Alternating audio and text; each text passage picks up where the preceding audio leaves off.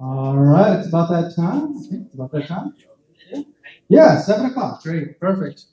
We got 1, 2, 3, 4, 5, 6, 7 speakers on the board. 3 more spaces open if you guys want to sign up.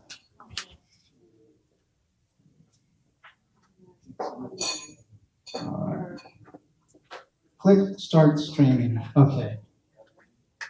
I shall do that.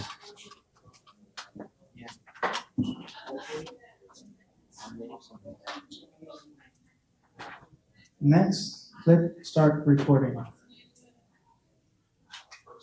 Wait, are we live?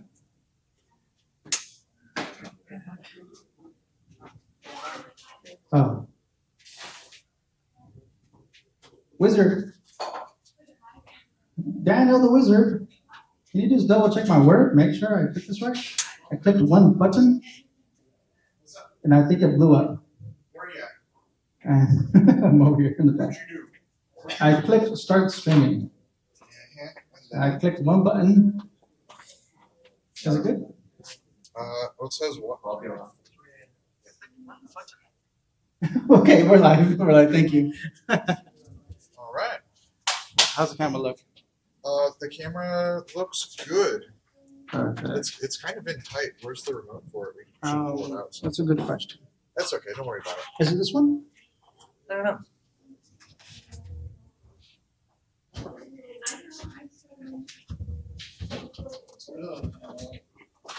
There we go. We're pulling it. There we go. Beautiful. All right. Go ahead and get started. All right, everybody. Welcome to Lightning Talks. I will be your host this evening. Blockchain John here in the house. Thank you guys for being here. Really quick, I just want to show you guys some photos of the past couple weeks. Really quick, while I get you guys' attention. If you guys are in the Discord, which you guys should join, there's a lot of images, a lot of events. This particular event right here is Hack Comedy. A lot of comedians around the nation kind of tour around, and every single month we get new comedians coming over here. And right in the classroom over here, they do their comedy shows. Yep. And this particular one was random pictures. Check it out. You guys see that? Good. Poker night. You guys like poker night? Yes. Yes, that's afterwards. A couple of guys, I think they're hanging out outside. Yeah. You guys want some t-shirts? We do have t-shirts now. T-shirts are on the back. Yeah. That's a good photo. Admit it, that's a good photo. Okay. Oh, I had to get pictures of the dogs. Pictures of dogs. Nice.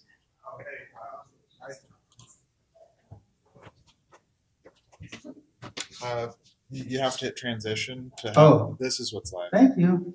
Yeah, so I'm going to hit transition because it still shows that. Okay. So I'll let you give it a few seconds to catch up so you can say, well, it's the hamburgers. Okay. The hamburger. Do you see the hamburger? No, give it a minute. You should see the hamburger. The hamburger pizza. The hamburger pizza. See? That's what I like to do. There we go. Hamburger pizza's live. Perfect. Thank you. Yeah, so one of the members was like, I don't know, thought it was a really cool idea to make a hamburger pizza. Right. Enough of that. If you guys want to join Discord, there's a bunch of QR codes around the dojo. You guys can scan and join Discord. All right. Your mess. Where? I sent you a message on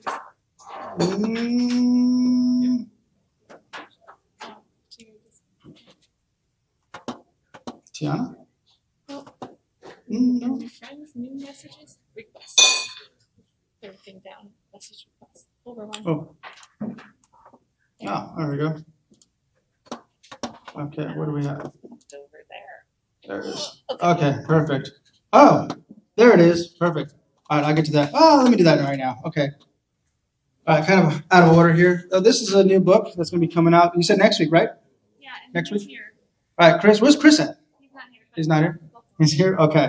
All right, so he's doing a book launch here. You guys want to check this out? This is Start Telling People by Chris Matthews. Most innovative ideas takes years to quietly design, validate, and test. Eventually, There comes a day when it's time to stop being a secret. Quite the opposite, in fact. This is a book about that transition. So if you guys want to meet Chris, maybe get a book signing. Let's do a book signing next Friday after Lightning Talks. Right? For you guys watching on YouTube, come on by. Right. Back to our daily program. Okay, again, welcome to Lightning Talks at Hacker Dojo. If you guys are a guest for the first time here, make sure you guys sign up in the front desk. All right, Hacker Dojo, how long have you been here? Is this your first time here? Raise your hand. Oh, first time here? Okay, good, welcome. All right, 1 week. You guys been here more than a couple of days? 1 month? Welcome. 1 month? 1 year. Balaji. You've been here two years? 10 years? You've been here 10 years? 100 years? All right, here we go. Talents. This is a new slide that I'm putting up. I'm just curious, what kind of audience do we have? What are your talents? I just want to hear you guys. Here's a couple samples that I have up on the slide here. Painting, singing, writing, origami, cooking. I want to hear you guys. Anybody? Crickets? Emily? Anyone else? Balaji? You got talents? Nobody has talents here. I have a crystal ball. Crystal ball. So you can predict the future. Good. Predict the future. What else? One more. Okay, go ahead. You can rollerblade your dog. Rollerblade with your dog. That's pretty cool. That's pretty cool. I like that. Okay, that's actually really cool. Go ahead. Not really a talent, and I don't want to jinx it, but I think making stocks from her. Ooh, nice. Hey, let me talk to you afterwards. All right, Emily. Building amazing software organizations. Good. Yeah, nobody likes to solve crimes. Photo, video editing. No, we need an editor. Yes, please. All right, next slide. Here we go. Like to teach? No, I need to teach to be good. I don't know, man. I don't do editing. All this stuff is not edited. It's all live, and this is the way it goes. Thank you guys for watching on YouTube. What do you have? But I don't have a channel. What is it? Oh, editing? Yeah. Oh, okay. Yeah. I can help you out. Yeah, definitely. That's what we need, and that's what the next slide is. Volunteers. We need volunteers. Hacker Dojo is a nonprofit, so we definitely do need volunteers.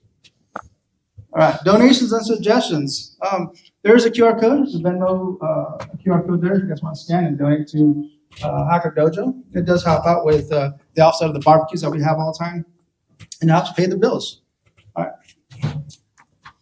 Hacker Dojo links, Meetup, website, YouTube, Twitch, Slack, Discord, and Twitter. All the links are there, and yeah, check those out.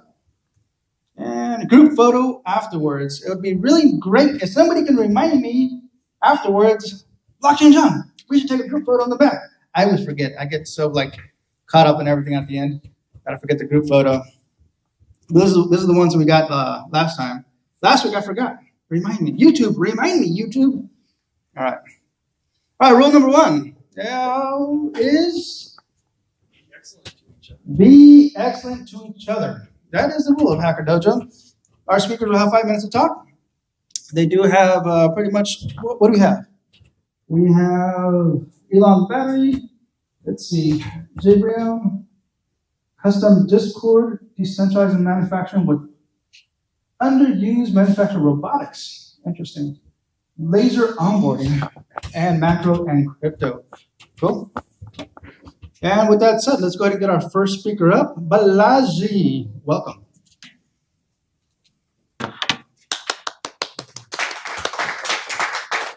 You guys didn't need an applaud. I was just messing with you guys.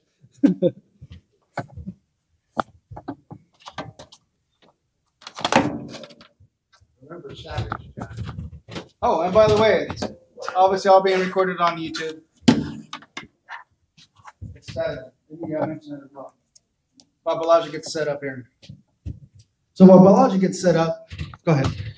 We do have tomorrow. We do have a hackers block party. Okay. Hackers block parties tomorrow. It's going to be a big event. It's going to be a few hundred people. Like right now, we have about maybe 20 people here. Not much. Times that by by 10, easy. It's going to be so full in here, full outside, all in the front. Come by tomorrow. Hackers Block Party. Obviously, the purpose of that, we are trying to fundraise money. We got to offset the bills. It's a nonprofit, but there's still bills to pay, electricity, the building, and janitorial and stuff like that, right? So yeah, we're trying to fundraise with the Hackers Block Party tomorrow. So come on down, check it out. How about the dojo? And I feel like there's one more thing. Oh, last thing, I got to remind you guys on YouTube and everybody else here, the Hive is available. We got a couple of desks available. If you guys want to know more information about getting your own dedicated desk at the Hive, talk to Emily in the back. Thank you guys. All right, all yours.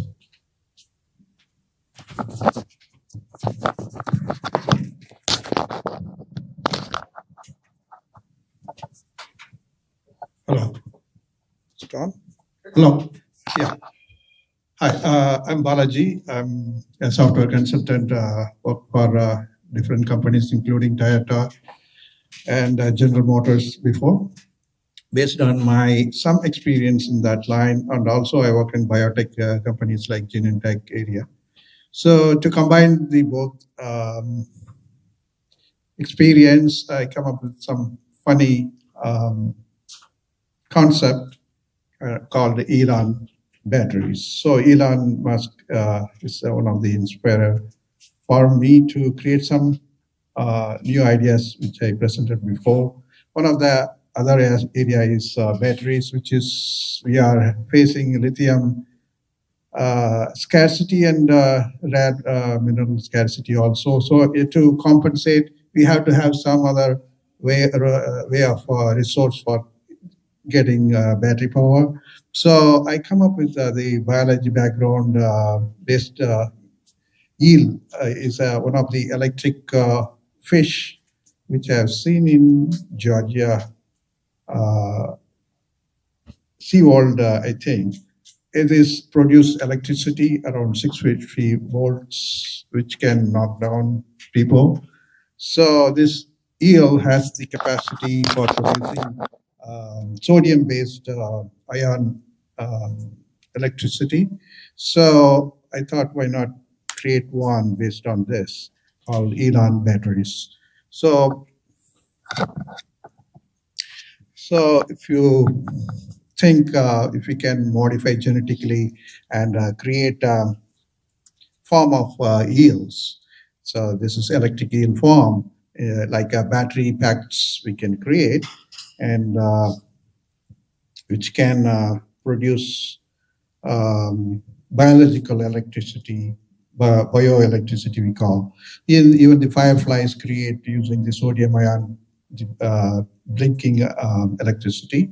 Similarly, the eels create 650 volts of electricity on that. So if we can create a battery out of it by gene editing or modifying their structure, can we have a battery for that? That's one wild idea.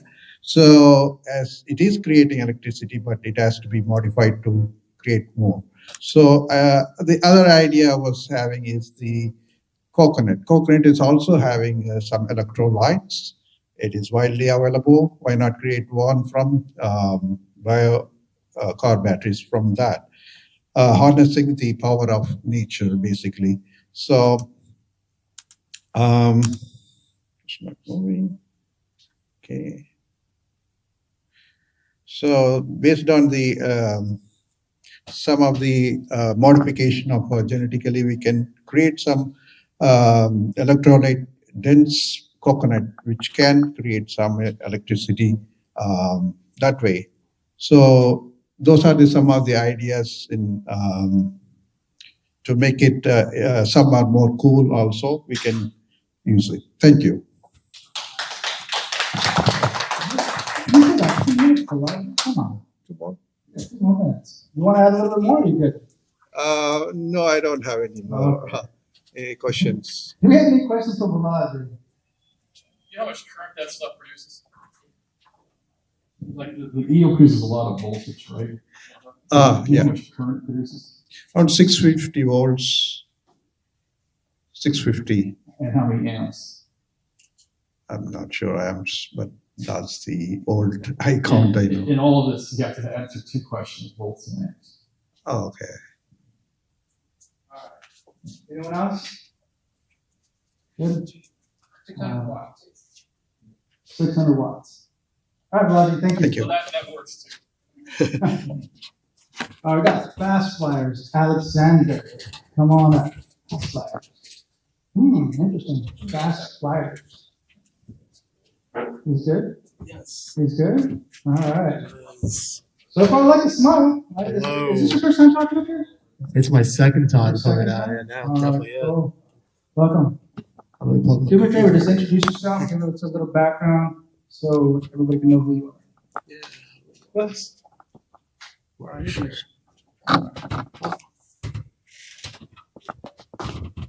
Might need the point. Oh, you need a gun? Yeah, I might need it. The It should be right there, right down there.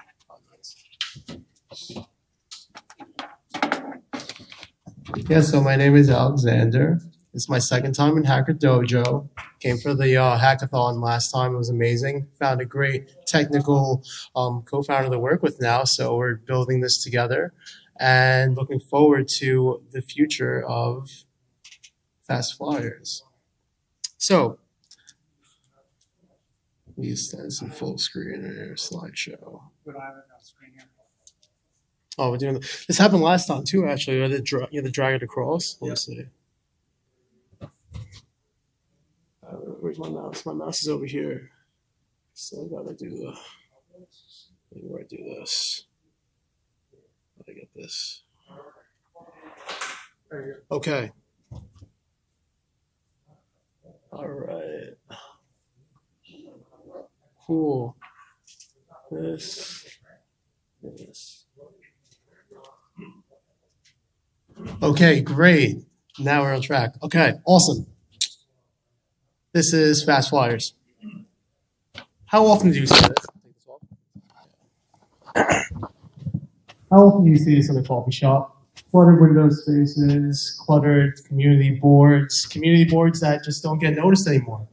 They're always the second priority for these stores.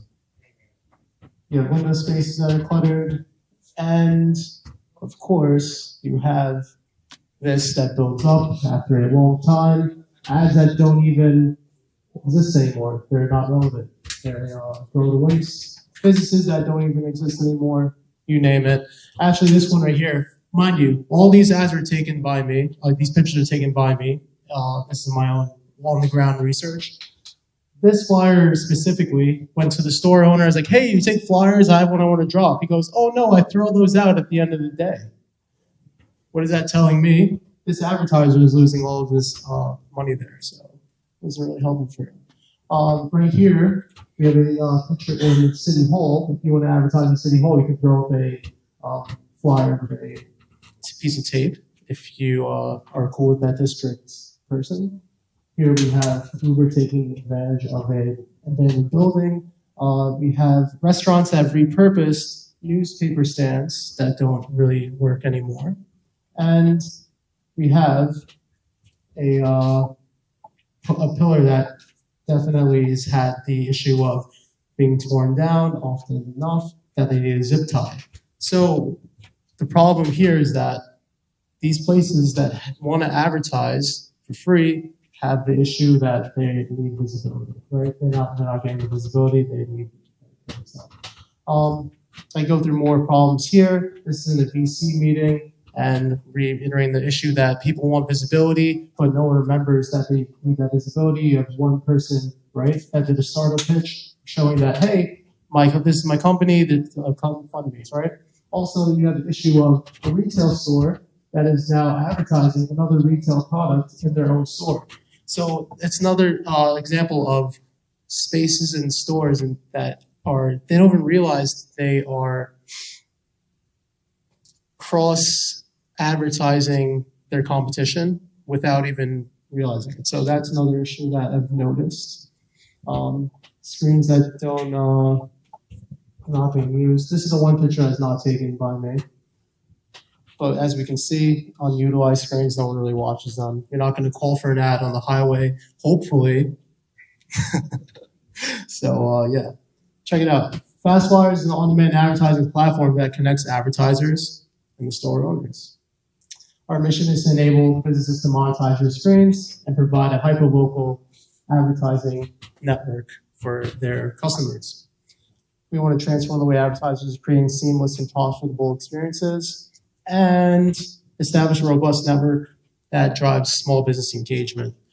So in a space like this, our Fastwire program looks a little different than it would in a space like a small business that takes coffee shop people who are there all the time, coming in and out. Mind you, the system that we have today is not with us right now, as Claudio is working on our Raspberry Pi. So went through the problem, went through the pain points that these store owners are experiencing, but without realizing it. When you have a cable box or you have a streaming platform and you're showing these ads on your TV within your restaurant, your nail salon, barbershop, you don't earn anything from it. We want to redirect that money. The market analysis, $650 billion in digital advertising, in advertising in general. And we have a compound annual growth rate expected within, we're in 23 now, so the next 3 years, go from 4.6 to 8.9%. So there's a promising market for money to be made. Competitive advantage, real-time advertising, control flexibility, analytics, and environmental sustainability. We let people advertise on demand. We want to enable customers. Your customer comes in for a coffee, they can also leave their advertising flyer that they are also a personal trainer. Flexibility and control, as in if you're a store owner, you can accept or deny advertising right there on the spot. Analytics, so you know the traffic that you're getting as you sent it through our ads thing. And yeah, environmental sustainability, because we're not using flyers anymore. Thank you very much. All right, it's Alexander. Question, I just want to ask the audience real quick. We do have a community board. How many of you guys have actually looked through the entire community board? Okay. 2 people. Nice. 2 people. So this might be a thing. You have a question? I do have a question. Okay. I actually work as a product manager for LinkedIn advertising, so I understand the business relatively well. And maybe I missed this part, but one of the problem definitions was that not enough people are looking at these things, right? And you don't have impressions, you don't have like sort of the supply essentially, right? So how are you going to fix that? Like, do you have your own device? So when you say not enough people are looking at these things, what things are you kind of specifically saying? Like the flyers that are in coffee shops and stuff. Right. So here's the thing, right? Well, most of the flyers, the updated flyer now, most like has a QR that you can get to that, show that reflection. But even if you drop a flyer with a QR code, it's not telling you that, oh, this flyer was at that Phil's coffee shop and not that, Phil's coffee shop, right? There's a difference, right? You may drop flyers at 3 different types of Phil's, but the one Phil that you actually want to drop it at, you're not doing it the most because you don't really have that type of data that QR is going to really reflect to you on. Unless you're going to make 3 different QR codes for each coffee shop, which most advertisers aren't going to go for that. So when it comes to visibility and understanding, like, oh, are people looking at my stuff? A free flyer pass router doesn't really get that type of stuff, that type of data feedback, and that's something that we want to change. Any other questions? One more over here. But that's a really great question that you asked, right? Because that's how you have to figure out the investment. But with that said, I'm curious. In the old days, even today with TV advertising, surveying and research, that might be one way for you guys to overcome that, and or perhaps there's a vision thing or something that allows, or maybe even a simple way for somebody to tag it and say, hey, they're there. But I think it's a really important issue that you brought up, which is if you don't do that, it's going to be really hard for you to then convince advertisers. So I think advertising, the biggest thing is like it's basically a two-sided marketplace, right? There's supply and there's demand, right? Supply is basically eyeballs. That's people looking at these things, and demand is then the advertisers say, okay, we want to pay for these eyeballs, right? And one of the problems you're trying to solve is there's not enough eyeballs on these things, right? So it's a huge waste. Right. And so what you need to do is you need to fix that experience so that you create the eyeballs. And if you create the eyeballs, then the supply is it's a huge market. Well, let me tell you this. Let me give you this example right now. I have the eyeballs here in the room, and we talked about the community board that exists in the back. Essentially, I would take a TV like this and turn it into value and donation value for Hacker Dojo with a fast flyer platform. That's exactly what, if to make it like real to this room, is what exactly what we're going to do.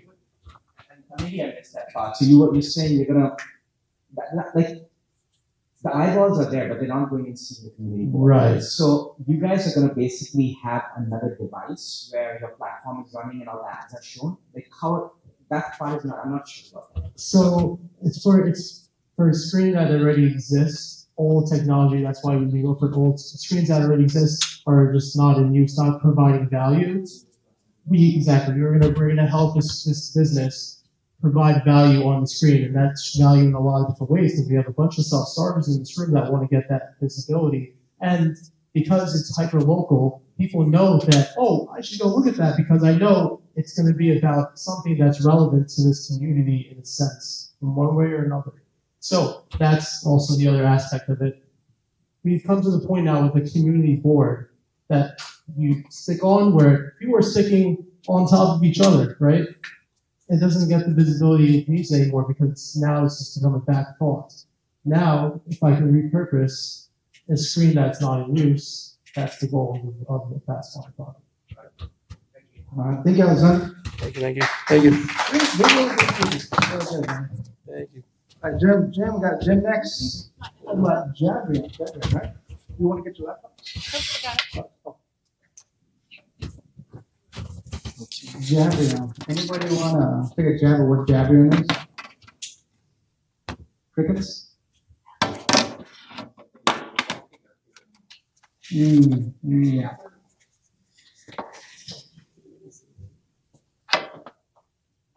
Okay. Well, we'll find out. HDMI. Again, another plugin for Hacker's Block Party. Make sure you guys show up. YouTube. Watch it.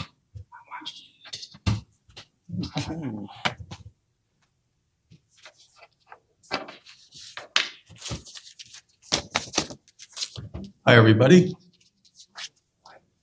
I want to thank everybody for attending. I think I speak for all members of Hacker Dojo in stating that we consider these lightning talks to be the spark of technology fire of Silicon Valley. My name is James McGinn, and I'm here to discuss Jabrium. AI will kill Google AdWords. Nobody will type into a search engine anymore. Nobody will click links.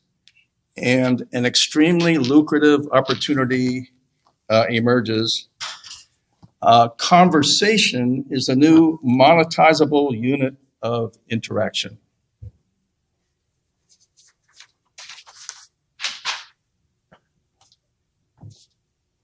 Thank you.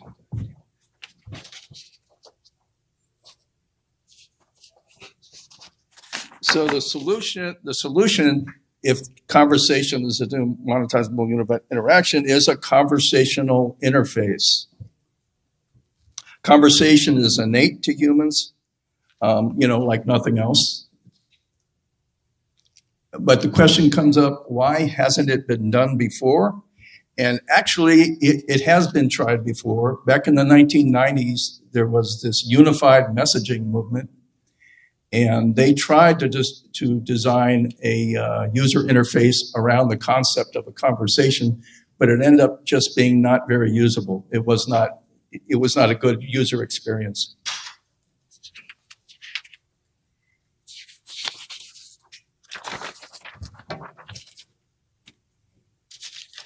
Jabrium fixes that. Jabrium solves the problem, and the result is something amazing. Here's the breakthrough. By design, Jabrium invokes chronological and functional isolation between periods of flow mode and periods of ponder mode.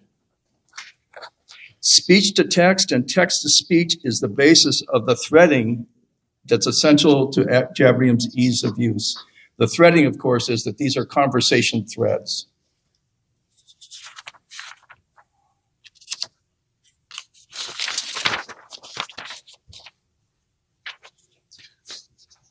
Like I said, there's two modes. There's flow mode and there's ponder mode.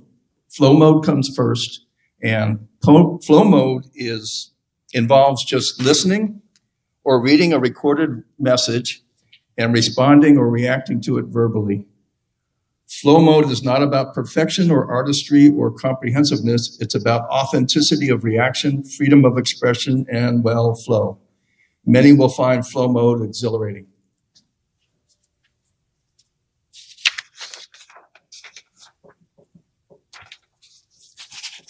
Ponder mode is where the work gets done. Ponder mode, the interface resembles a standard desktop software. In ponder mode, the end user can let the response they made in flow mode remain, or if they want, they can make a more sophisticated response. And end users will have access to AI in order to help them complete this task.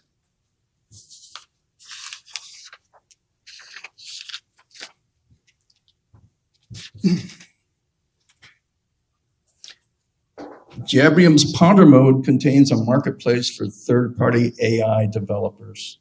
If the end user is interested, they simply click on the advertisement, and then they'll be invited to, well, they'll click on the advertisement, but they won't be involved in a conversation, not yet, because that won't be till flow mode, okay? So that's part of the functionality of keeping those two things separate. And also, the end user can remain anonymous throughout the conversation. Our unfair advantage is splitting the flow and the ponder is the secret sauce of Jabrium. The splitting of flow and ponder facilitates the reduction of AI products to digestible small bites, or at least with respect to how these products are perceived by the customer. Additionally, this method provides end users some breathing room with respect to the possibly life-altering decision to incorporate AI into their lives. That's something I think we got to consider, is a lot of customers, when it comes to actually using these products, they're going to think twice about it. They're not going to be like us. All of us, we're going to jump into it right away, but most people are going to be hesitant.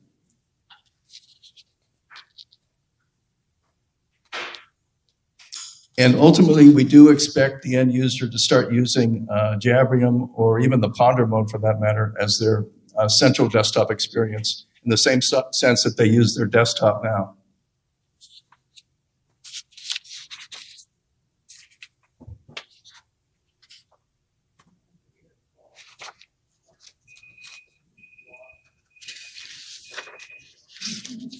Okay. Is that it? No. Okay. All right. Thank you, Jim. Questions about Jabrium? You have a question over here? You had said at the beginning that AI would kill Google AdWords. I guess I don't see how that's going to happen. Can you talk about what's happening? We're not going to point and click anymore. Nobody's going to do that. In 5 years from now, nobody will point and click at anything, even on your phone. Maybe a little bit, but not that much. Because you're going to have an AI bot you're going to talk to. Can't that extract words? And Do you really believe that? Oh, I do. Yeah. Do you not believe it? That's going to be precise. That is going to be precise enough that an AI bot is going to be able to do it every single time, and people aren't going to still want to point and click. I don't believe it. Well, let me ask you this. Do you still use the yellow pages? Yeah, but that's different. I mean, we've been pointing and clicking for the past 20, 30 years now. How long did we use the yellow pages for, though? You know, my point is there's going to be a change in people's behavior. It's going to be a direct result of AI. But the AI engine has to get it right every time. It has to properly interpret exactly what people want. without Jabrium, I think what you're saying is true. But the idea behind Jabrium is to split it up into small enough bites that it's more digestible to the end user. One more question on the back. How does Jabrium able to tell the end user it's not important as well? You know? I'm sorry, I didn't hear that. How does Jabrium tell whether the end user is not an AI bot as well? Sometimes, like today, sometimes we are selling those to we think we are selling to a Google game, but those actually that is also a bot. You mean, let me see if I understand your question. How does Jabrium know that the AI bot is not? The end user actually is not AI bot as well. You know, sometimes today we are selling. We are selling to you know, I don't. You could set that up if you want. I'm not sure if I understand though why that would be an issue. So how can software detect that they're actually selling to the human being and selling to the person? You know? I didn't understand it, but maybe you don't understand the concept here. Is the software is for people, and so no one else is going to see your session. It's just like your own browser session. No one else is going to see it. I can set the software to use the software. Yeah, I don't understand what you're saying. He's referring to the bot farming problem on social media platforms. Say it again. Ad platforms are swamped by bots that drive traffic to wrong revenue. Gotcha. Oh, I see what you're saying. I don't. Let me think. I don't know. I haven't thought about that. Yeah. So. All right. Thank you, Jim. All right. All right, we got Connor coming up. Custom Discord bot with Hyper Node. Is that what it is? Yes. All right. Oh. And since it's been a while, Connor, that you've been up on stage, come over here, just introduce yourself, a little bit of background, so our audience knows.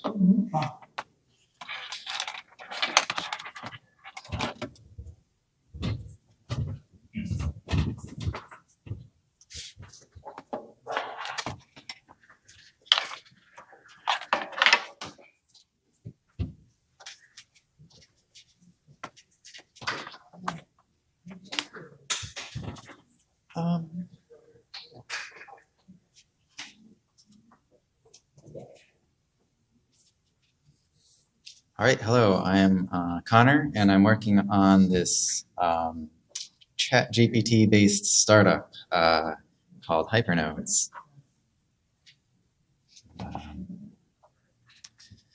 So the mission is that large language models contain sparks of general intelligence. I've seen a research paper on that. And that human prompting can unlock these sparks, but automatic prompting, so, you know, like an AI that's self-directing. Oh, sure. An AI that's self-directing can't yet quite unlock these sparks. So we have like some exploration to do here, and aren't particularly suitable. They're one-dimensional, noisy, full of boilerplate. They don't do parallelization, like they don't visualize parallelization well. Basically you just need to pipe strings together. So this tool is built to do that. And it's built to quickly iterate on this sort of program.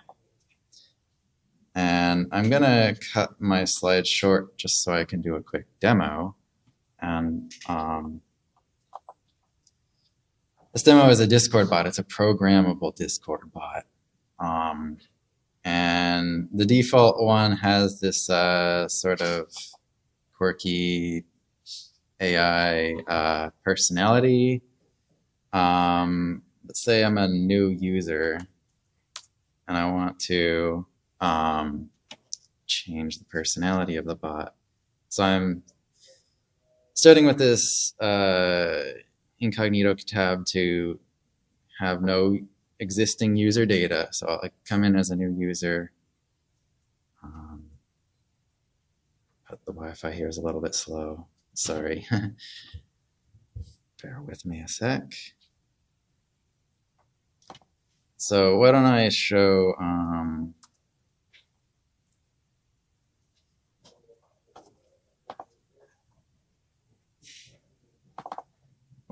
the prompts that I'll be changing. Oops.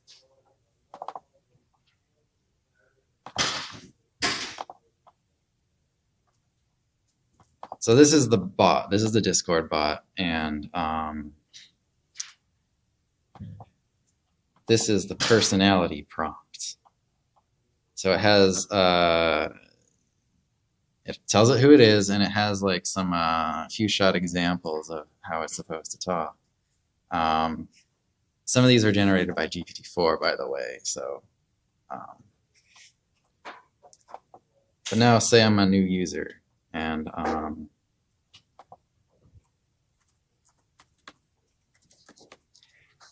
I just come in, I need to set up a new key, create a new key. So I have my new key. That'll have some value to start with. I can take a look at this example where the Discord bot example graph is.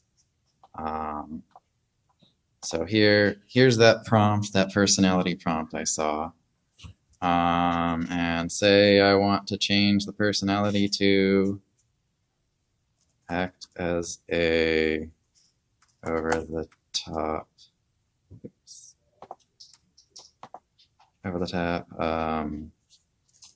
caricature of Donald Trump. And then I can save it.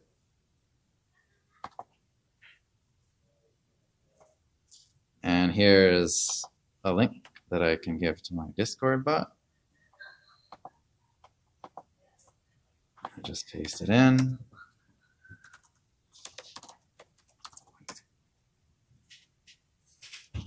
Almost done here, though it does take a little while to respond because it is doing, as you saw in that flow, it's actually doing multiple API requests.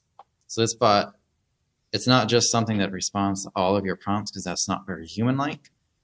You can see it's kind of got different flows here where it might respond, it might not, based on your input. So actually it's kind of a risky demo because I'm not sure it's going to respond, but oh, my bad. I don't. I forgot I need to invite the bot. So this is also part of the flow, but it's really quick to do as well. And I can just bring it right into my server.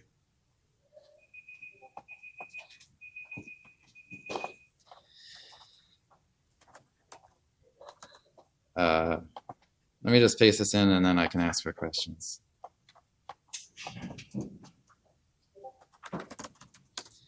All right, so it might respond, we'll see, but any questions? All right, Connor, thank you. Any questions? Well, the bot is a little too much for everybody? Okay. All right. What's the response there?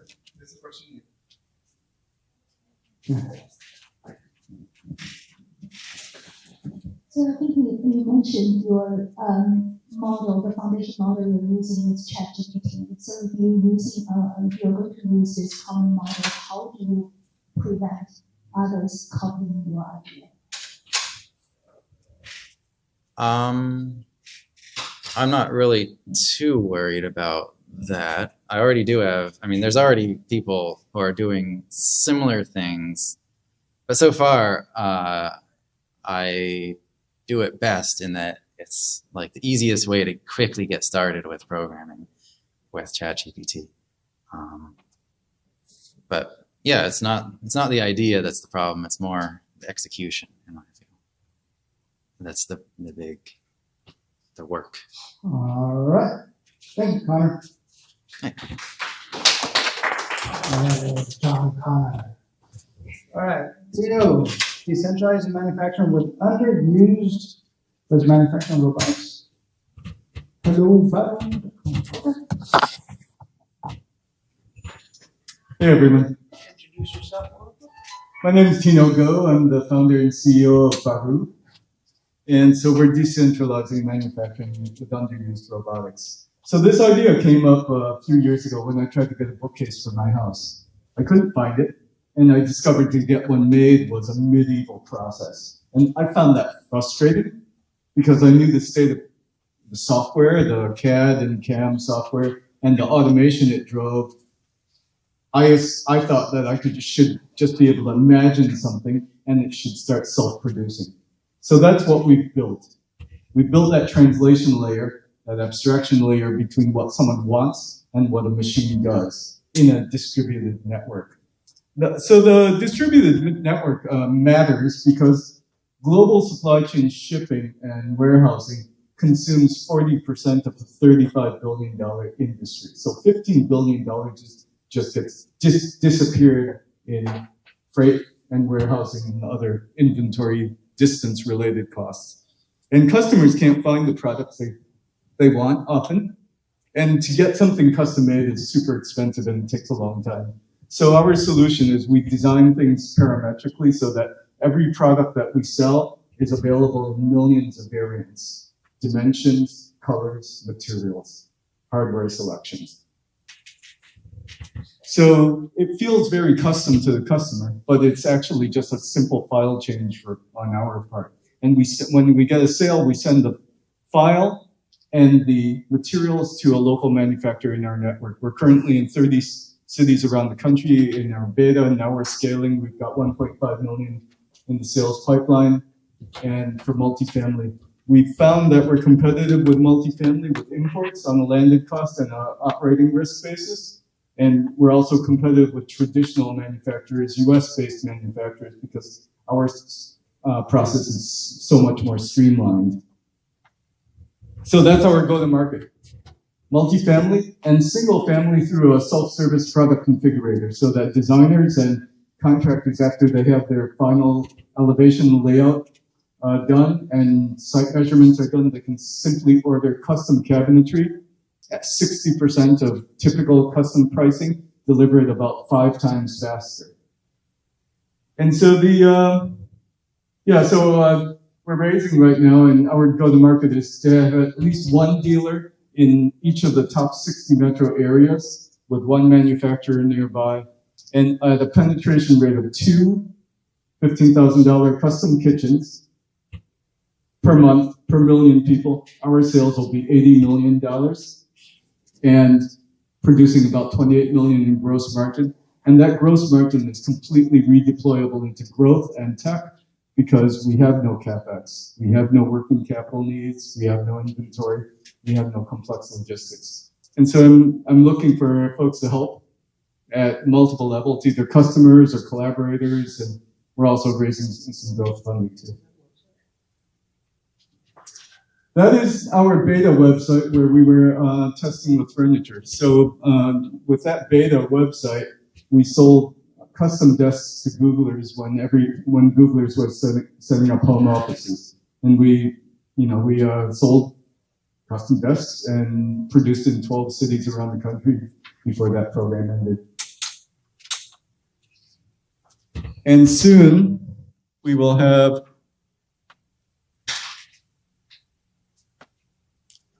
our configurator on this site, barucabinets.com, that will let folks customize their own products in a really granular fashion, in 1/8 of an inch increments. Yeah, so. But ultimately, the goal is to get into the large general contractors, because by introducing our manufacturing models at the design and presentation stage, and having those models be directly linked to the code that drives a local machine, we will be eliminating 80% of the soft costs. Soft costs are generally about 50% of a construction project's budget. And so, and by interlinking that design and manufacturing model, that's also AI generative design ready. So generative design presentation, pick one that you like and have the machine instructions that are associated with each of those models. be sent to a local manufacturer in our network. Simple. All right, thank you. Questions? Got a question back here?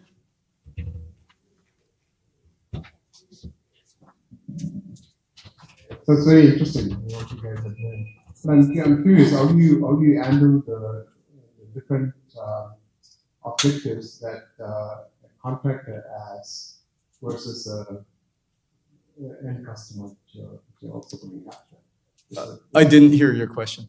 How do you handle? How do you handle the different objectives or needs of a contractor who might be working on that home versus the end customer homeowner?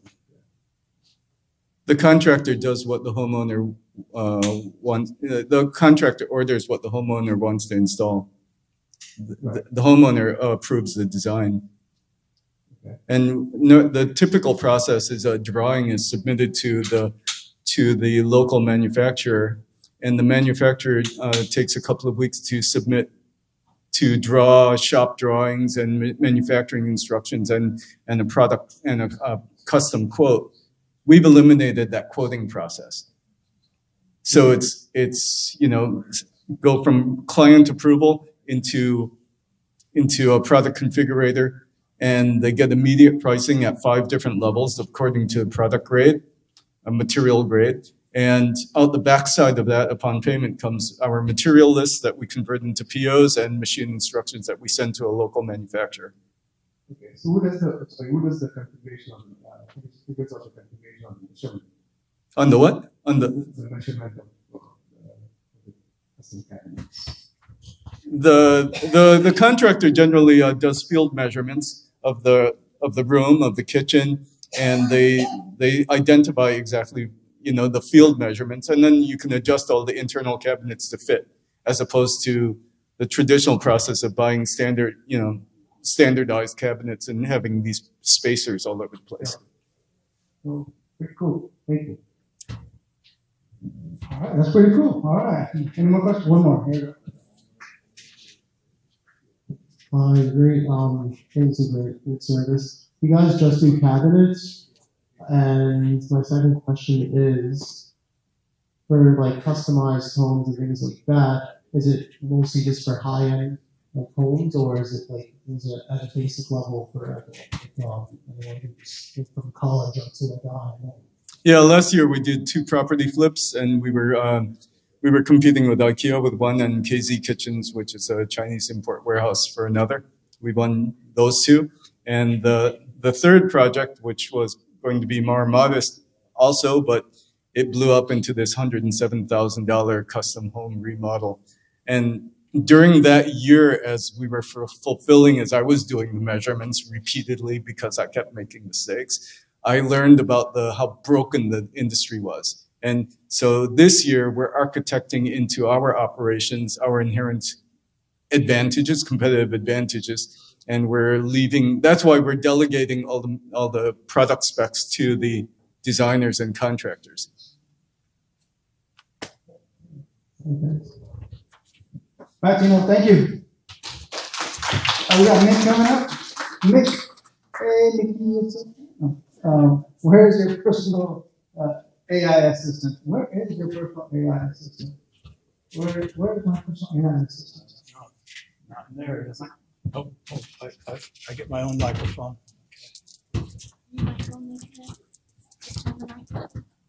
Yeah. What? Oh, yeah.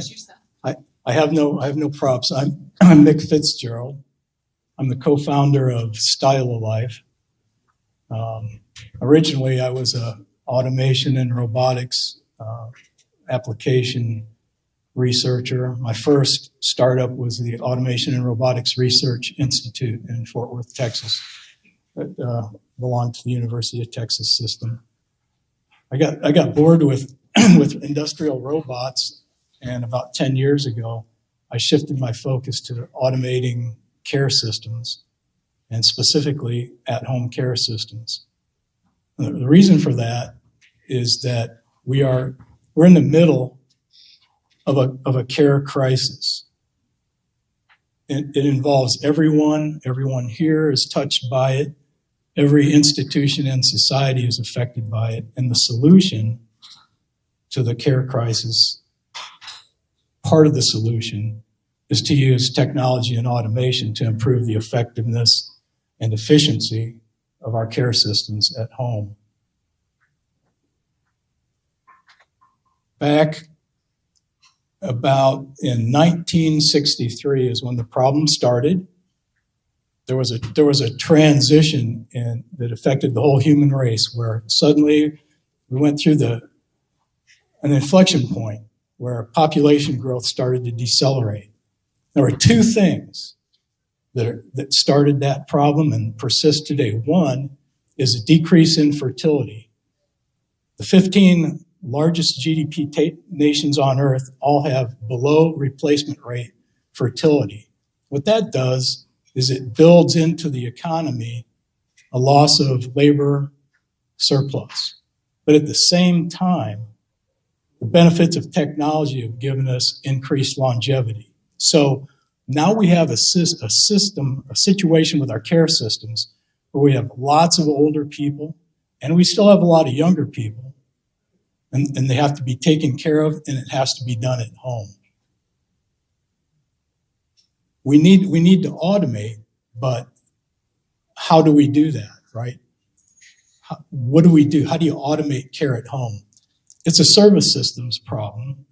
I don't know if hackers get into what service systems are, but what it means is that at home we have to give people the tools and the power to be able to be their own resource integrators, to be able to get whatever resources they can from the wide array of disparate resources, from their healthcare, family and friends, government, and be able to synthesize and integrate those pieces and to cooperate them to create care.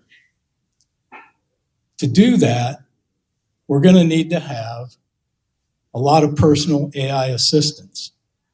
And they need a place to operate, they need a place to live. And what they need more than anything else is to be able to access and make operant your personal data. We need to be able to aggregate personal data, put it in one place, and then use that to drive the automation we need to take care of ourselves. So what Style Life Hub is a cloud-based system that's a platform. It's an integration platform, and we build one for every individual. Every individual person gets a platform, and then we connect all of your resources digitally to that platform, and then build an engagement process using your personal graph data and personal AI and other automation to automate and integrate the two fundamental things that need to be done: the integration of personal data networking and personal communications. And so we put that all in one place and then automate it. It's, what it looks like, I have to wave my hands. what it looks like is this. Imagine you connected every e-commerce site that you've ever used, every portal to every healthcare provider that you have, and then you also built, rich contact profiles for all your first degrees, and brought that into one place, and then started to operate on it. And so the answer to the question, where is your personal AI? It's going to be in the Style Life Hub, and it's going to have to be there because you're going to need a private, personal place to operate and integrate your resources. I'm out of time, right? 20 seconds. I got 20 seconds. I don't know how to sum that up. It's hard to do without pictures, and I appreciate you allowing me to stand here and practice on you saying it in words. And I just give me some feedback, because I don't know if I think I understood most of that, but what about you guys? Thank you, Nick. Thank you. That was actually really good. The first thing that I thought of while you were talking about that is this company called Ectolife. I think that's what it's called. Have you heard of this? No. Ectolife. Because you were talking about the depopulation of nations around the world here. Mm-hmm. And so Ectolife is pretty much promoting this idea where they can incubate babies. in a warehouse. Right. That's bizarre, you know. That's way out there. Yeah, incubating babies, I don't know about that, but you know, it's really interesting. In software, we tend to not think a lot about how services work, but one of the things that impressed me the most, I was reading actually an academic paper, and the service systems people literally talk about that the atomic element of economics is the interaction between individuals when they provide service to one another. The claim is that all value is created from that interaction and all economic growth comes from that. And if you think in terms of the sustainable systems we need, you know, we're going to need to have a shift in what we think of value, and it has to turn into quality of life. How do we create value that manifests as experiencing quality of life? And how do you, and of course you have to make money and all the other things doing that. But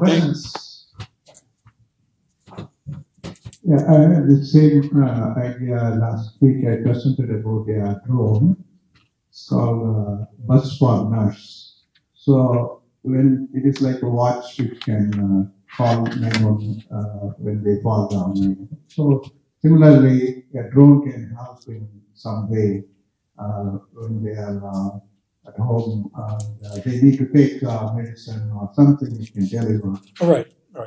For sure, all those things are being done. There are hundreds of startups right now that are working on how to use observational AI sensor systems to detect falls, to prevent falls. And then the question is how do you make that operant, right? So I get a machine.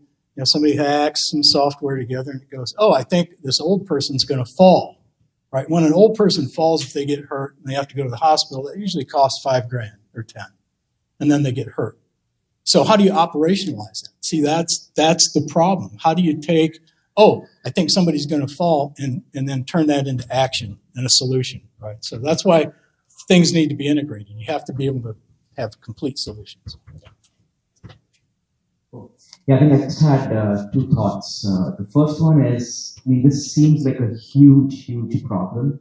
Thank you for not saying boil the ocean. Thank you very much. I was like, but what I was going to say is, and this is something I've been thinking about when I spoke with somebody else a long time back, is the first step to this is taking everybody's sort of like daily interactions or your daily personal data, right? Right. And putting it up in a central place and letting you manage it, right? So that any of the services that want to use it to automate, for example, use that. I mean, that's really the thing right now. If you look at personal data networking, it's just all over the place. There's a model that's really interesting, is the Interrupt model, which the Interrupt company, which is Tim Lee's spinoff company from MIT, where instead of centralizing and aggregating people's data, you put it in what they call solid pods, which are individually controlled, isolated, containers of personal data. And you can have many of those.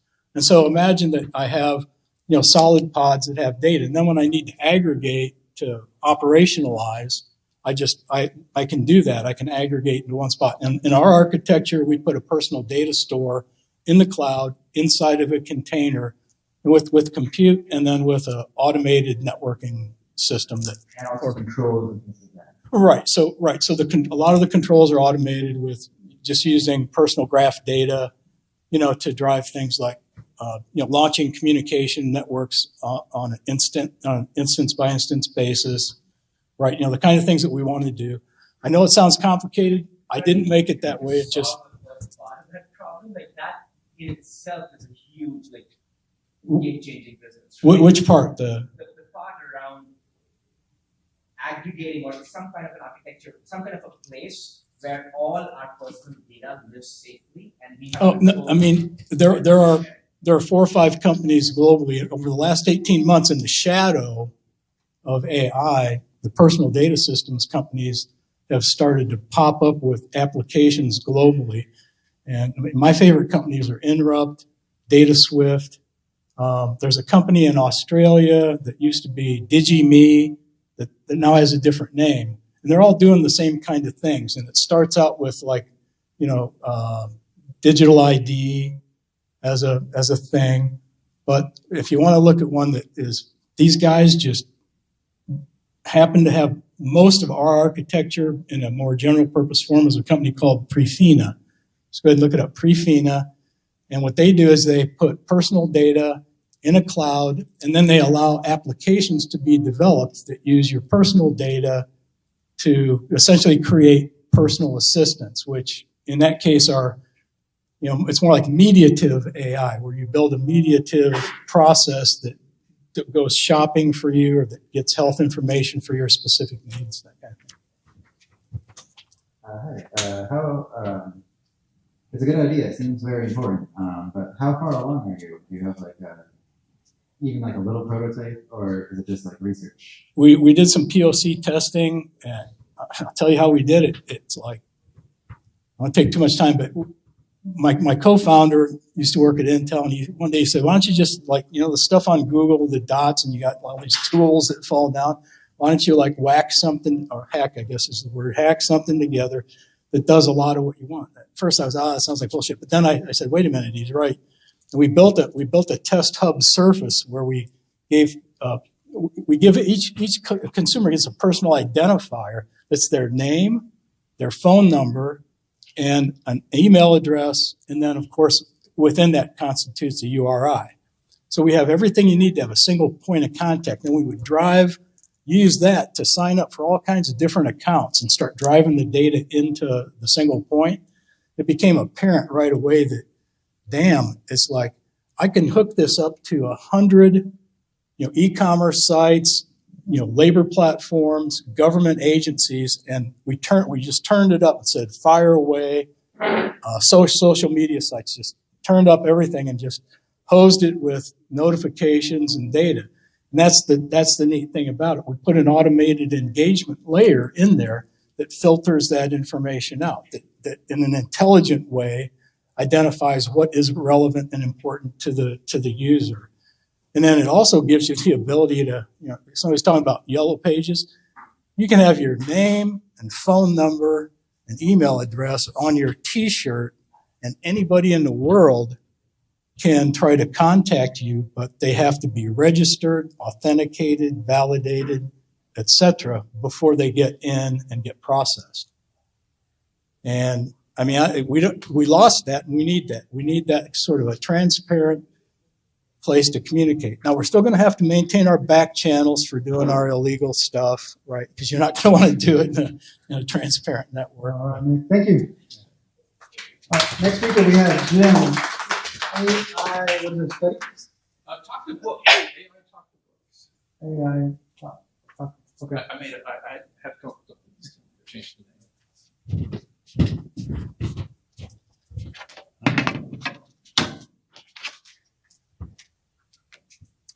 Jim White.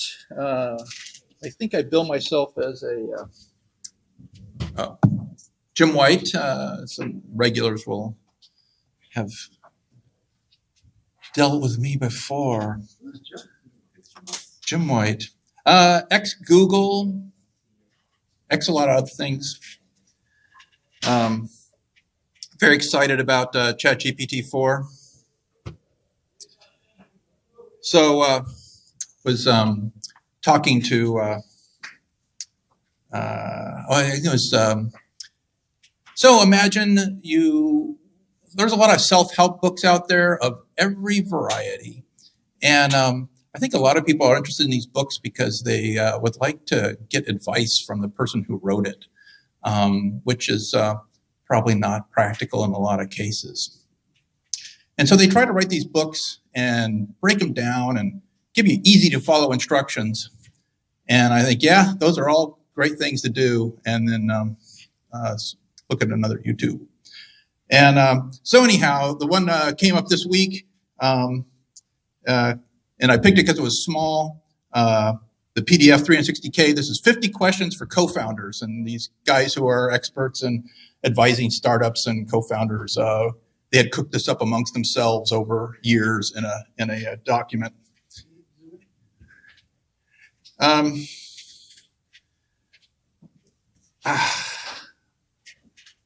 Apparently not. Anyhow, it's just a PDF, and it's got 50 questions and a bunch of other stuff in it. And the story goes that you write some Python, Oh gosh, why can I not scroll?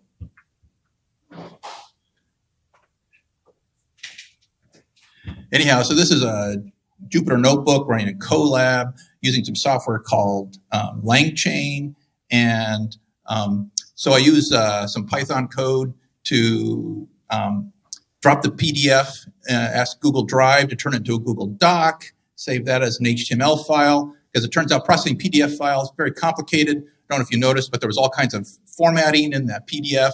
When you try to get the text out of it, it's all weird. But using Google's smart PDF to text stuff, which is part of Google Docs, takes care of that. And out comes a bunch of nicely formatted text. Like I say, we're skipping over the part where things that don't work, this works, you get the text out just like you would expect it to, reading it like a human, but which is not what you get when you just try to process the PDF with the low-level stuff.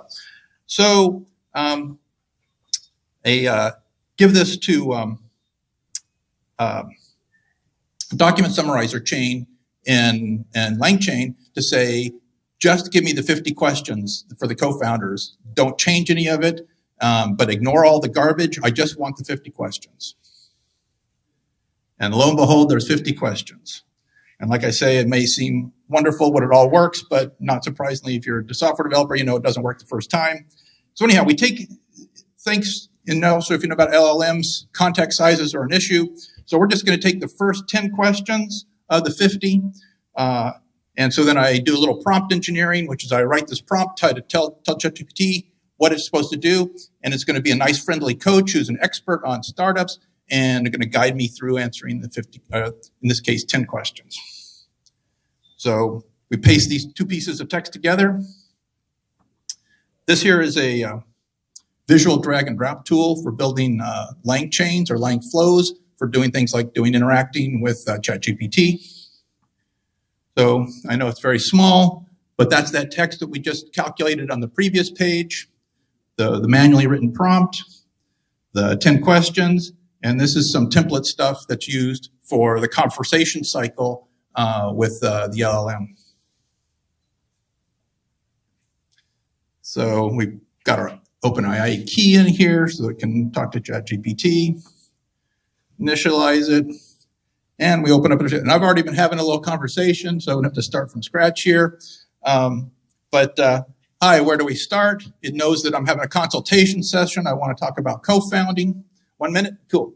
And so I say, yeah, hi, where do we start? Hello, it's great to have you here. As co-founders, it's important to understand each other's strengths, weaknesses, and working styles. So let's start with the first question.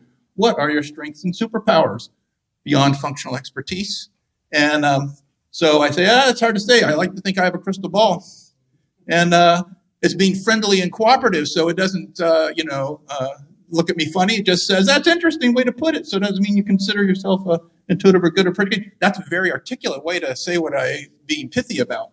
And so can you share in a specific instance? Very good advice. So I say, I've seen many advances before they happen. And then I gave a specific example about my principle back in talk about in like 96 about how all software that matters will eventually be open source. And lo and behold, Sun open source Java to everybody's surprise. And so it's a great example. And then goes on to the next question.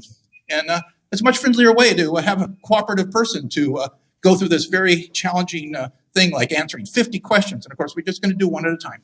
Thanks. Jim, thank you. Thank you. Questions? You have questions? Okay.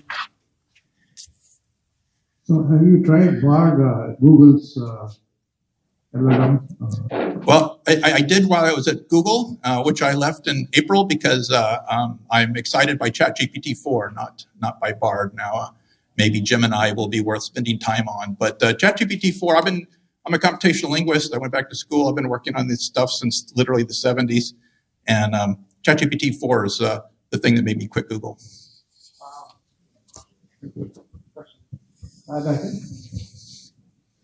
So just, I didn't follow that part, but with just a paragraph of prompting, were you able to get ChatGPT to behave as a like were you able to ground it to just focus on being a startup co-founding?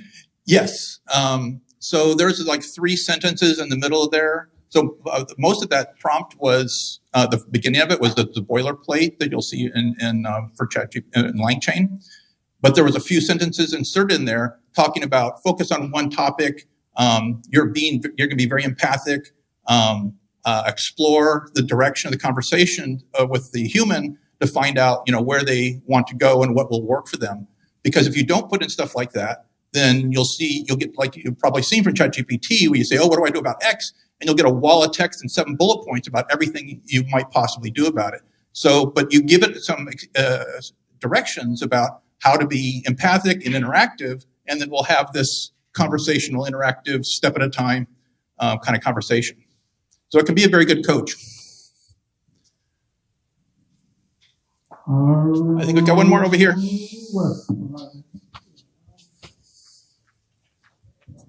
One of the challenges of having people do self-assessments is that it's themselves answering their own questions about themselves, particularly the question you have of what are their weaknesses. Where other people would say, my weaknesses are different than I would say they are. Can you have a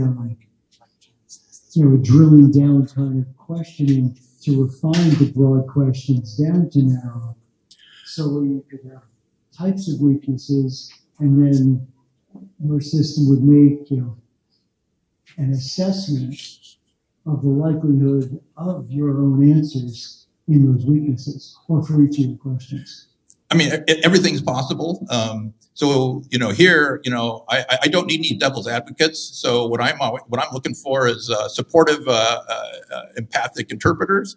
So that's the kind of directions I give. If you want a drill sergeant or a skeptic to advise you, you change a few of those prompts, and that's what you get. A more specific question that would get a more less chance of error in the answer person. But I think the thing here is what I'm trying to show is that it's really easy to take information that's very detailed and then get the AI to be your coworker, your advisor, your therapist, to help you go through these difficult and tedious things, and can do things like take ordinary writing or speech that you can throw off the cuff, and it turns it into nice formal style that because maybe what comes out of this, and I didn't get to that step because I just whipped it up while we were waiting during the talks here, is produce a final document. And actually, in this particular case, it's about a questionnaire for 2 people to fill out, both the founders, and it can also work in a thing to discuss and refine and translate one person to another. So there's, I think there's a really basically unlimited opportunity to use AI to help humans work on whatever they want to do. Thank you, Jim. Easy. Come on up. Talking about laser. Is it laser? User onboarding. I'm sorry. I thought that was laser. User onboarding. Let's see. Where my mouse was mistake. Who is the mysterious alien on the sofa? Let's see.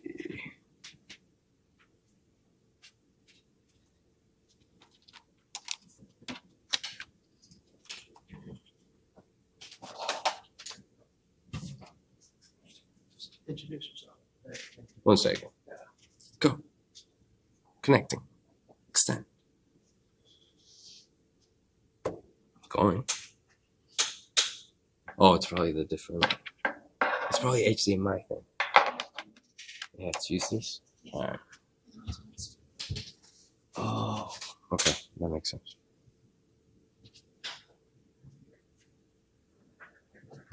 There we go. All right. Oh, you can't see it yet. Come on.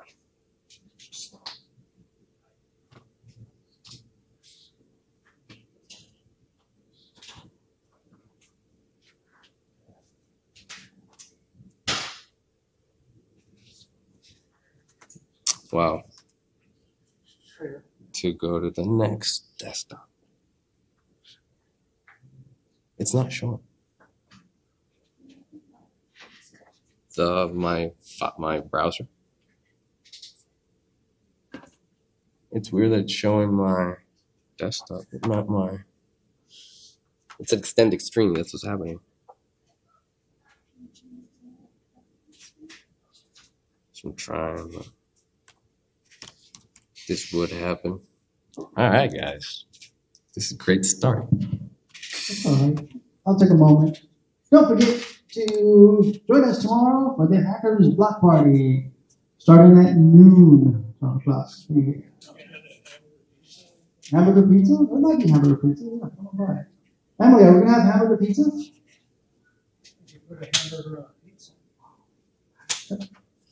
Okay. Oh, we on your right. Go to the website. Go to the website. There we go. QR code. Go there. We'll tell you. Yeah.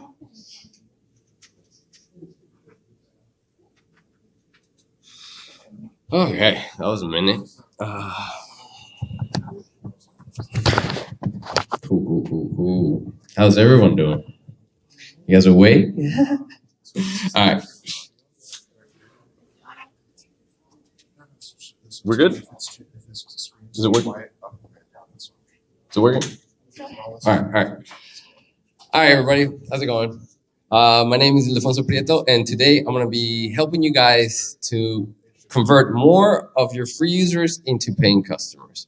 This is going to be done by optimizing the user onboarding of your product. So my name is Ildefonso Prieto, and I've been a product growth consultant for over 6 years. And this is some of the clients that I've helped with user onboarding. And today I'm going to be sharing 3 secrets to help you optimize user onboarding that are going to help you get more users to sign up to try your product, improve the early retention rate for your product, and ultimately is going to get your free users to sit down, take their credit card out, and upgrade to the higher tier of your product. So who's here ready to learn some awesome user onboarding? What is user onboarding? User onboarding is all about helping the user successfully adopt your product. You're basically like coaching them through their entire experience through your product so that they can be successful with it. So you're almost helping them level up throughout their journey. And ultimately, what you want is that they become power users, become one more of the power users of your product. Now, these are the 3 secrets that are going to help you optimize that user onboarding so that you can convert more free users into paid customers. The first thing that you need to do is that you have to optimize the very first time that someone interacts with your product, the first experience that they have, the first UX. This is very important because this is a very scary statistic. 40 to 60%, or about half of your new users will churn after playing with your product for 5 minutes. So the first time they use your product, after that, about half of your users are gone. So that's very important that you optimize that first user experience as much as possible. And that's what I'm sharing with you here today.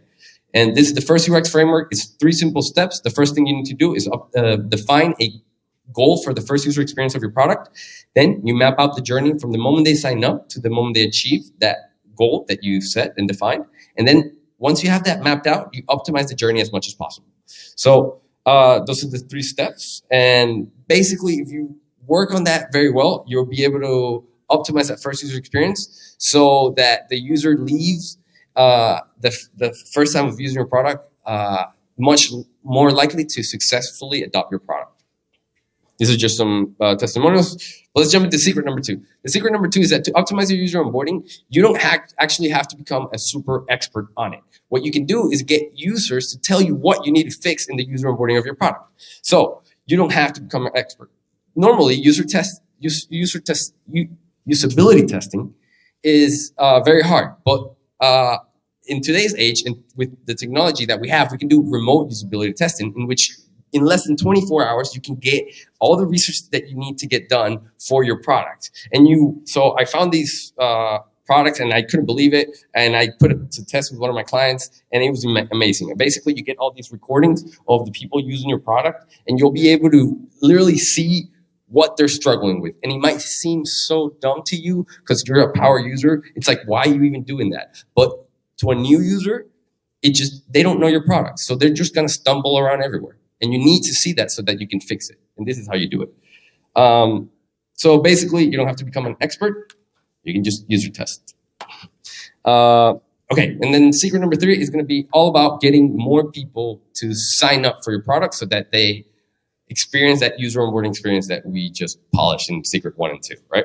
So the main reason why people churn after their first visit is twofold. So the first one being they don't even understand what your product is about. And if they do sign up, they don't experience the value. Secret number 1 was helping your users experience the value of your product in that first user experience. Secret number 3 is going to be about helping them understand your product. And to do that is the way you communicate. And this is all throughout your ads, your content, your landing page copy, everything, your emails, all the interactions that you have to take this into account. And basically the framework I want to share is that you basically have to imagine your users as Bruce Wayne and your software as a Batman suit.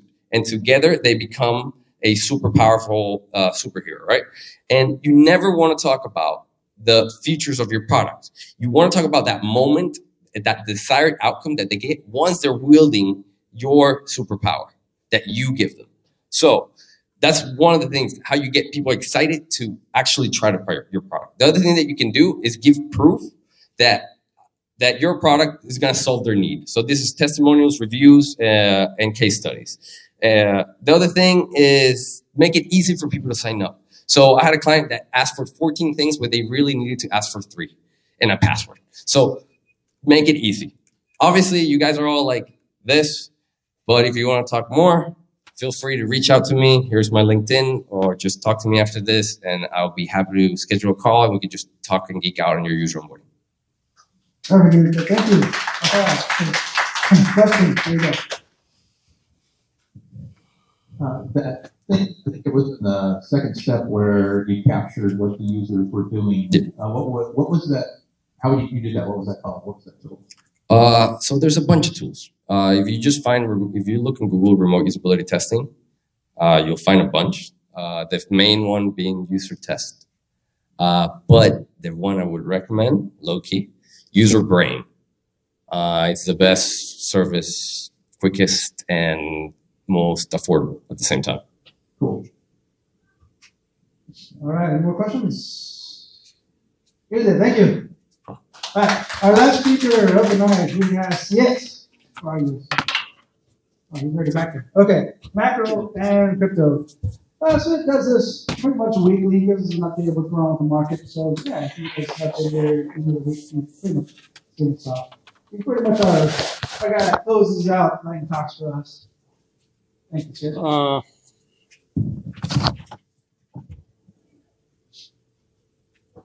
As you said earlier, use your brain. It's good advice, but it doesn't help actually now. So that week, everyone was watching mostly unemployment data, which come out today, Friday morning by our time, and it was 3.6%, as everyone expected. So there is no surprises. However, that's not good for basically our prospects with the Federal Open Market Committee, because they are not our friends, right? Rising rates, and that can actually lead to people not buying Bitcoin. So there is this indicator, which is measure private employment. It is also up this week, and it's for about 97,000 jobs. In terms of economics, of course, it's good because it's more job for us. But again, from terms of the perspective of the pricing on the market, is not good. Unemployment is down, as I said, and I'm just showing here everything starting from 1950s to the recent day. And you see that we are on 3.6%, which is record low. Like nearest time reached so low, it was 1969. It's 50 plus a year ago.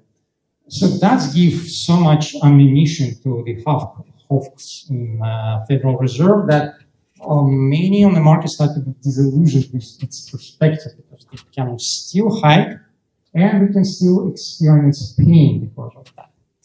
However, there's not much to do for us. And on the negative side, so the previous was a positive. So that was positive for the economy. Negative side, we have manufacturing product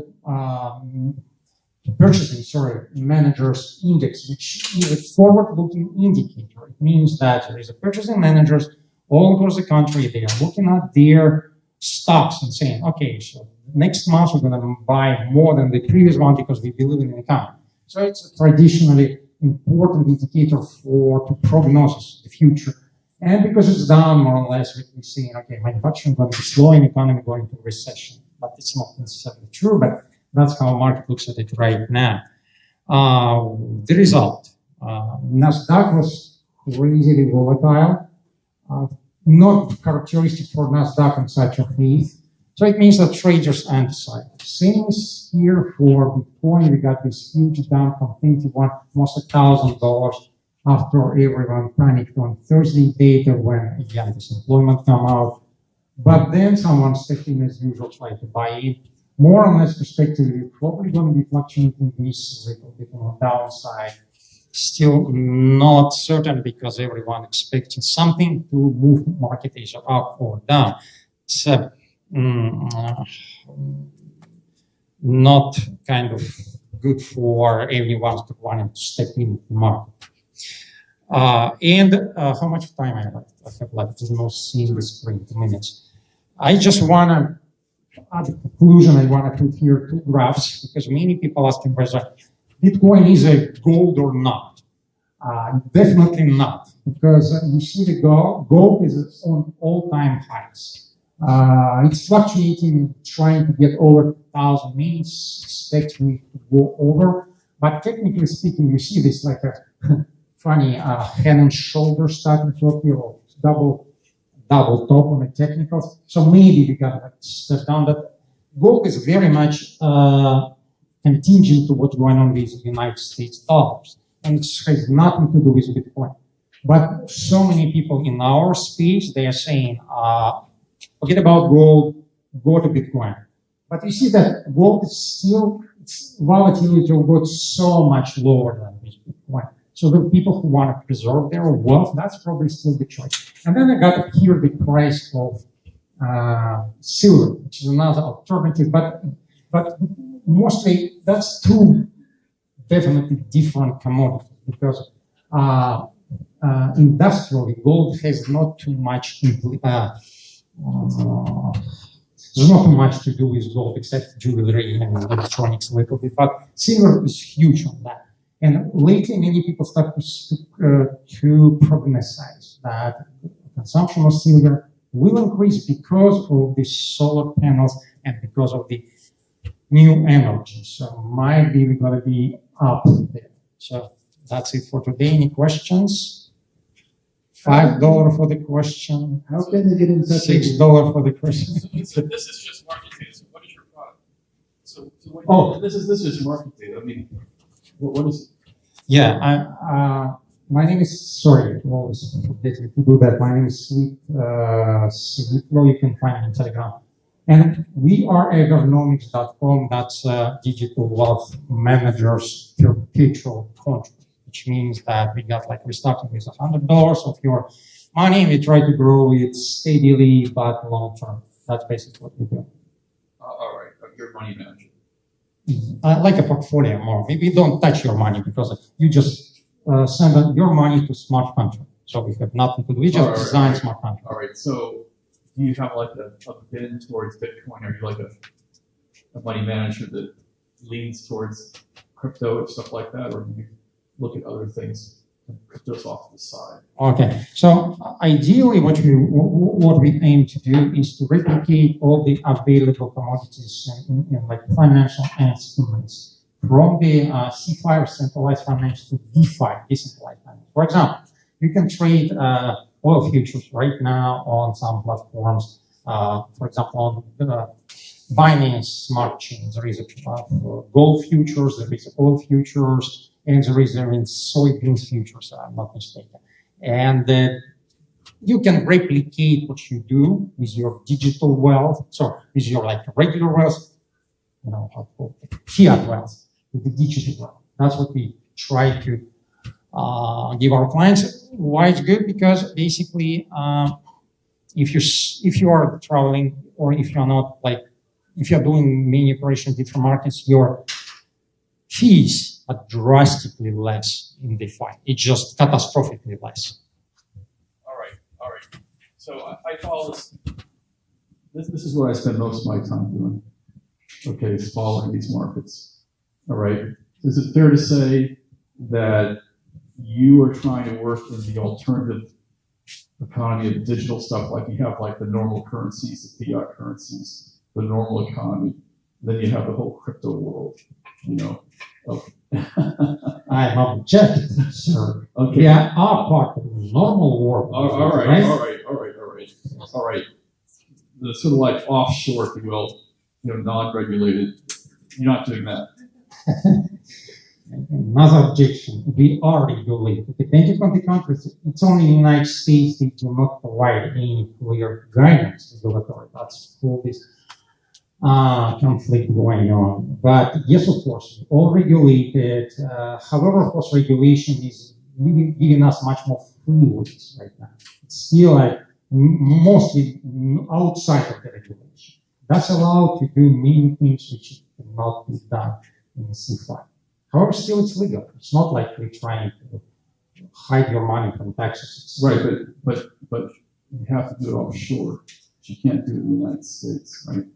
I mean, if you're dealing with all these unregulated cryptocurrencies, you can't really, in the United States, that's my understanding at least, you know, take people's money. It has to be offshore because it's too strict here in the United States. No, in the United States, you can give like below $10,000. That's possible. Plus, of course, you can buy it on what's the name? Coinbase, Binance, still like legal, right? So operating with cryptocurrency is legal in the United States. Something is not legal, for example, ICO. You cannot do that. You're not doing that.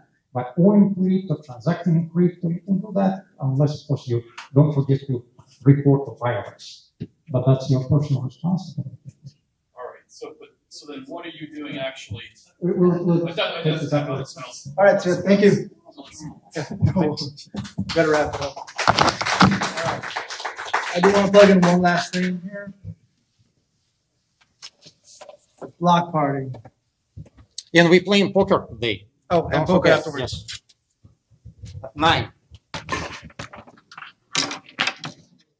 All right, there's a lot of information about the block party here that I want to get to you guys. If you guys are going to take a chance to look through it, how we're looking.